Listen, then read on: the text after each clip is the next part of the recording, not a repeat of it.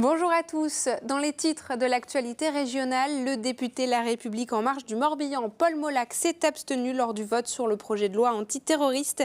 Il nous expliquera pourquoi il a fait ce choix alors que son groupe a largement voté pour le texte. La société de transport Le Calvez dans le Finistère recherche 100 chauffeurs routiers, mais le recrutement est difficile, le métier n'attire plus. Nous verrons cela dans un instant.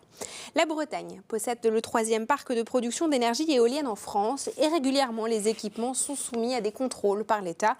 L'occasion de découvrir l'intérieur et le fonctionnement de ces générateurs d'électricité. Et également dans ce journal, la découverte de la nouvelle piste d'athlétisme de Saint-Brieuc, une salle couverte qui se place déjà comme un des hauts lieux pour ce sport dans la région. Voilà pour les titres de cette édition et bienvenue dans votre JT Breton du mercredi 4 octobre 2017. Un vent de fronde soufflerait-il au sein des rangs de la majorité des députés La République En Marche? 4 d'entre eux se sont abstenus ce mardi concernant le projet de loi antiterroriste. Parmi ces abstentionnistes, l'ancien député socialiste du Morbihan, Paul Molac, aujourd'hui député La République En Marche. Le texte qui doit permettre de prendre le relais de l'état d'urgence le 1er novembre a malgré tout été approuvé par l'Assemblée par 415 voix contre 127. Il y avait 19 abstentions en tout. Alors Paul Molac nous explique ce vote. Il a répondu à Fanny Cocognier. C'est pas de rajouter une loi sécuritaire de plus qui va faire qu'on va être véritablement protégé. S'il y a un autre attentat demain, il faudra dire qu'il faut encore faire une loi plus sécuritaire. Et ce qui m'inquiète dans ces cas-là, c'est que je fais confiance au gouvernement actuel. Je sais qu'il n'en profitera pas pour faire des choses qui consisteraient à lutter contre des opposants politiques. Mais un jour, peut-être, nous aurons un pouvoir plus autoritaire et dans ces cas-là, il pourrait s'en servir effectivement pour brimer les Français. Du coup, vous êtes abstenu, est-ce que vous êtes devenu un frondeur? Ah, ni frondeur, ni godillot, j'essaye de faire mon boulot correctement. Économie et cette annonce de recrutement très importante. 100 postes de chauffeurs routiers sont à pourvoir au sein de l'entreprise de transport routier Le Calvez, basée à Guipava dans le Finistère. Le transporteur annonce avoir du mal à trouver de nouveaux salariés. En cause, un métier perçu comme difficile. Gaëtan Pinel nous en dit plus.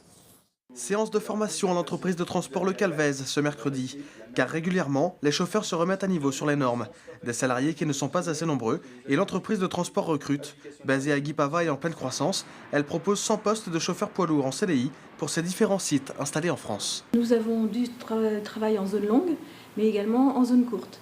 Et donc, zone courte, c'est des activités de transport de matières dangereuses, gasoil, essence, gaz, ou bouteilles de gaz et transport d'animaux vivants. Mais ce recrutement est loin d'être une partie de plaisir, car peu de candidats se manifestent auprès de l'entreprise présidée par Jean-Jacques Le Calvez, notamment en Ille-et-Vilaine, en Normandie et en Pays de la Loire. Sur le territoire national, il nous manque 12 000 conducteurs, en Bretagne 3 000, et il y a aujourd'hui une image erronée du transport routier qui n'attire plus assez les jeunes. Pourtant, ce poste rémunéré entre 1 500 et 2 000 euros net par mois n'est plus le même qu'autrefois. Aujourd'hui, nos conducteurs connaissent leur heure de départ, ils connaissent leur journée de travail, une semaine à l'avance.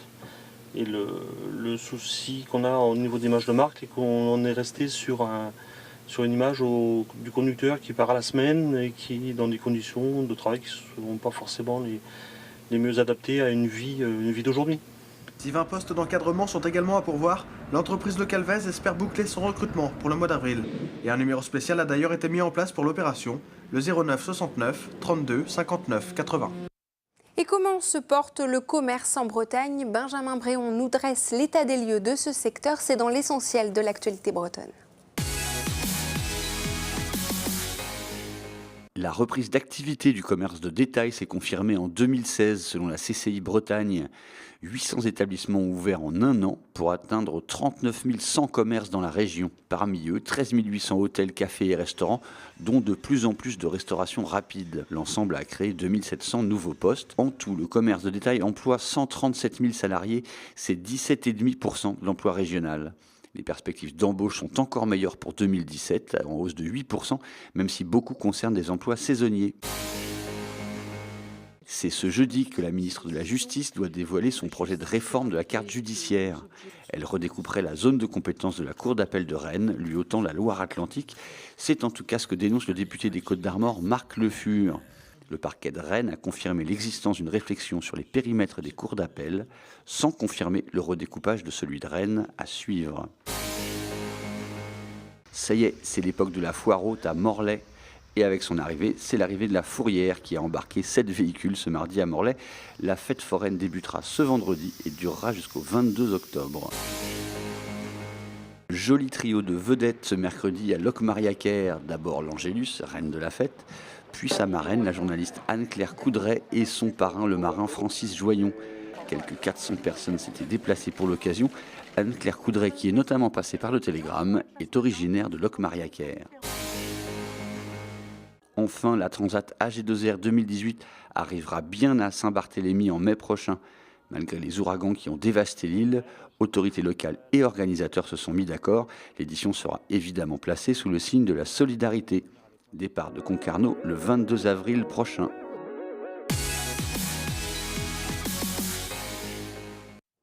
Avec 163 parcs éoliens, la Bretagne est la 3e région française en matière de production d'énergie éolienne. Des sites surveillés et contrôlés par l'État. Et ce fut le cas ce mardi à Radénac, dans le Morbihan. Karine Chevrolier a suivi cette inspection qui l'a menée tout en haut de l'éolienne. Regardez son reportage. Cette vue a coupé le souffle, c'est un peu le terrain de jeu des techniciens d'exploitation d'Engie. Nous sommes à 100 mètres de hauteur, au sommet et au cœur de l'une des éoliennes du groupe. Donc le rotor tourne, on a un arbre lent. La vitesse de l'arbre lent arrive dans la boîte de vitesse, ici. Ça permet de démultiplier la vitesse de rotation. Pour un tour à l'avant, il y aura 124 tours qui sortira ici sur l'arbre rapide. Et après, cet arbre rapide fera tourner de la génératrice. C'est comme une dynamo de vélo, en courant forcément.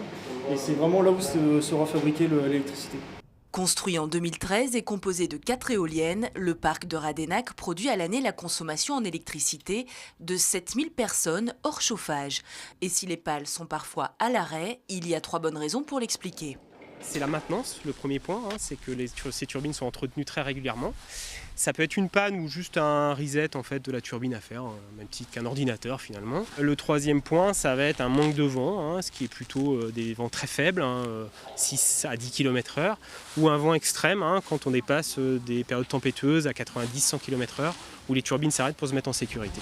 Depuis 2011, ces parcs sont classés comme sites à risque pour l'environnement.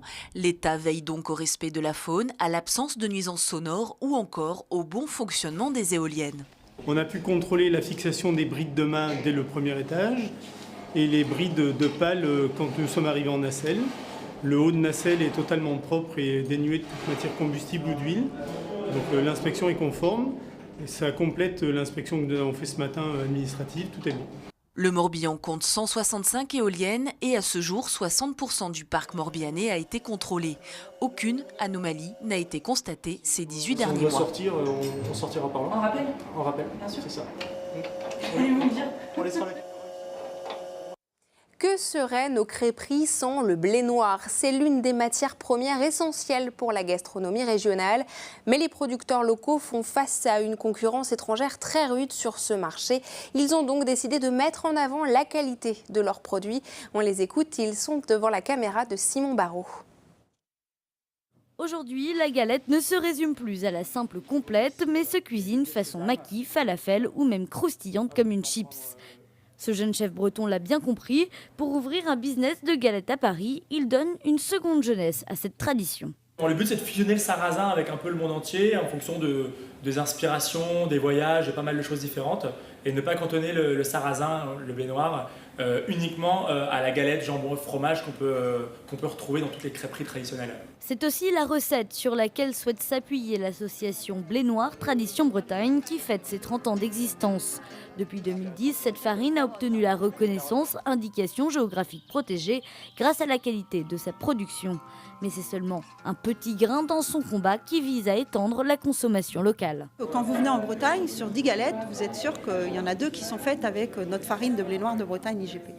Donc ça, si vous voulez, elles ont tellement la cote que nous, c'est là qu'on veut reconquérir le consommateur. Il faut que le consommateur il sache qu'on est là pour la galette. Dans ce contexte où c'est souvent le choix de l'importation du blé noir qui est fait des crépiers. Qu'ils viennent de d'autres régions françaises ou de l'étranger, les producteurs bretons essayent quand même d'obtenir de meilleures marges. Aujourd'hui, le prix est fixé à 700 € la tonne. Donc il faut au moins ce prix-là pour pouvoir garantir la production demain. Parce que s'il n'y a plus de marge, il n'y a plus de producteurs. S'il n'y a plus de producteurs, tout le travail qui a été fait, quand on voit tout le travail qui a été fait, peut tomber. 70% à peu près du blé noir est importé. Donc le prix est important, de maintenir un prix. Mais derrière, il y a une traçabilité, il y a tout un suivi. Chaque année en Bretagne, c'est un peu plus de 2000 tonnes de blé noir qui sont produites pour une consommation nationale de 12 000 tonnes. Un mot de sport à présent et nous partons à Saint-Brieuc où la construction de la salle d'athlétisme est enfin lancée, une salle d'athlétisme couverte. Alors après celle de Rennes, cette salle sera la deuxième plus importante de la région et cela fait 30 ans que l'équipement était attendu, notamment par les sportifs qui pourront ainsi continuer à s'entraîner l'hiver. Des compétitions régionales, voire nationales pourraient s'y tenir. Le reportage de Mathilde Kemener. Pratiquer l'athlétisme sous la pluie ou sur des pistes mouillées dans le froid. Bientôt pour les Briochins, ça ne sera plus qu'un mauvais souvenir. La construction d'une salle couverte vient de commencer. Pour l'occasion, des élus se sont déplacés. J'étais souvent malade, je dirais entre guillemets, enfin des petites angines, etc. Donc oui, ça pouvait poser quelques problèmes dans les phases finales où on devait être à 100% et la blessure ou le petit rhume qui arrivait au dernier moment pouvait compromettre les performances, quoi.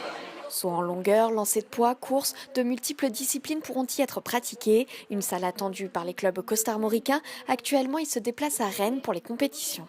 C'est l'aboutissement d'un combat de 30 ans, quoi. Par rapport à la situation de Saint-Brieuc sur le territoire, comme le disait le président de la fédération, à 2 heures de Paris, la ville de Saint-Brieuc est également une ville qu'on peut considérer comme centrale en Bretagne. Donc l'équipement trouvait une pertinence par rapport à sa position aussi, quoi. La cité briochine sera la deuxième ville bretonne à disposer d'un tel équipement. Les élus espèrent donc organiser des compétitions d'envergure. Ce qui était important surtout, c'est de pouvoir participer à des compétitions de haut niveau en salle, parce que ça permet d'être sélectionné pour les championnats de France et d'établir des records également, qui permettent également d'avancer un peu plus et certainement d'avoir une carrière beaucoup plus importante. La salle sera aussi ouverte aux scolaires et aux étudiants. Sa mise en service est prévue pour le printemps 2019. Coût annoncé du projet, 14 millions d'euros. Et c'est avec cette information que l'on referme cette édition. Vous nous retrouvez évidemment sur les réseaux sociaux de TBO et TV Sud, Facebook et Twitter. Il y a bien sûr nos sites internet pour revoir cette édition et toutes nos émissions. On se retrouve demain à 19 h pour un nouveau point sur l'actualité régionale. D'ici là, je vous souhaite une très bonne soirée.